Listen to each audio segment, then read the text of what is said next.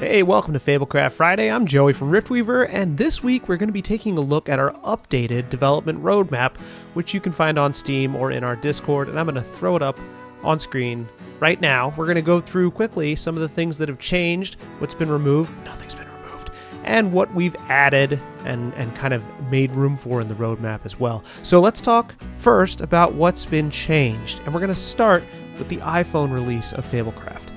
So we initially planned to release the iPhone at the front quarter of this year, 2025, so somewhere between January and March 31st. We're working on the iPhone version of the game right now, and it's taking a lot of work to really get the UI and UX down to that handheld size and deciding we're going to go vertical, horizontal, whatever. We have lots of stuff to announce and share in the coming weeks and months regarding this iPhone launch.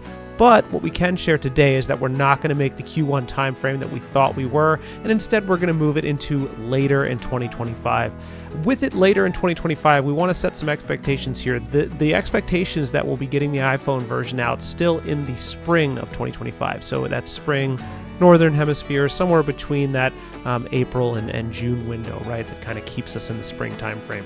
That's the iPhone and its delay, and I can also share that we're bumping Heist Society, our next premium adventure, back only slightly to sort of match that new pace. Heist Society is coming, and we're looking to do some special stuff with the adventure, and that includes some special tweaks to the battle map and battle map tech. Folks have been asking for some of the stuff that we're looking to change. I know this sounds like a tease, and don't want to share quite yet what's coming, but this is something that'll benefit Fablecraft overall as we move through development, and it's something that you folks want. So stick with us. We are working hard to get Heist Society in a great place, and it, alongside the iPhone version of the game, will be releasing roughly in the same time frame this coming spring, marked later in 2025 on the roadmap. Those are the two big changes for what's existed already. And what about what we've removed? Like I said at the top of the episode, we've removed nothing from the roadmap. We're still planning on doing all the stuff listed here, just the additions that I'm about to talk about now. So what's new and what's coming? We're going to start with the Fablecraft web store. So we are building an online storefront for Fablecraft's adventures and content.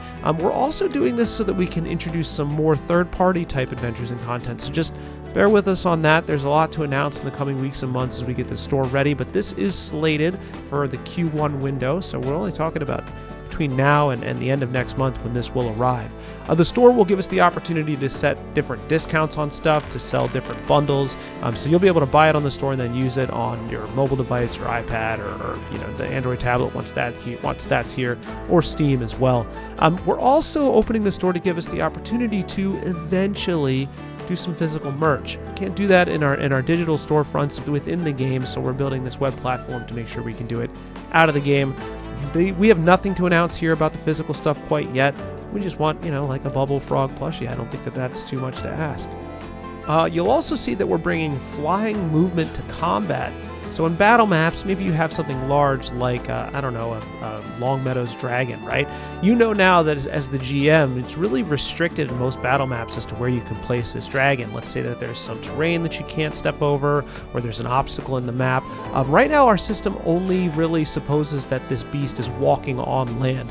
It's a dragon, though. It has wings, and we wanted to introduce a way for GMs to make their certain NPCs in flight so that they don't really have to pay too much attention to where ground is and ground isn't, and it should open up maps to a lot more dynamic combat as the dragon can make their way around the map just about anywhere, posing a threat rather than basically standing at the end of choke points unable to reach their combatants.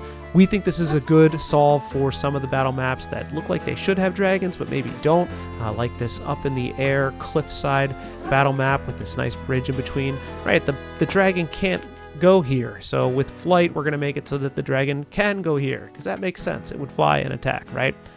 That's coming in a future update in the Q1 slot on the development roadmap.